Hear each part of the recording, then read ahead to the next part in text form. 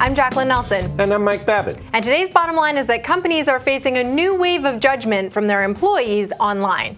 Now, Mike, there's a new ranking out of some of the best places to work in Canada. But to me, the results of this survey are clear as mud.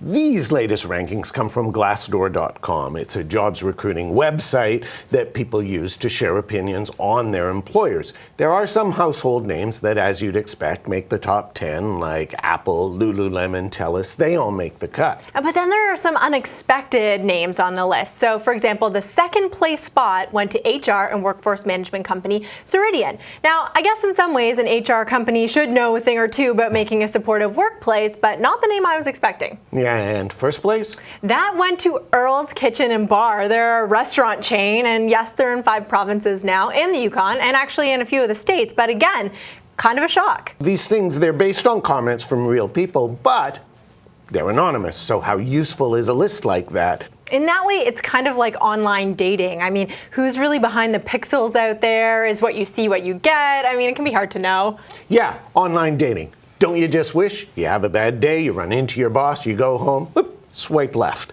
And when you think about it, there are a lot of these types of lists out there. Aon Hewitt publishes one, Great Place to Work does one, and then there's the annual Canada's Top 100 Employers list, and full disclosure here, we partner in publishing that. Really, who's at the top?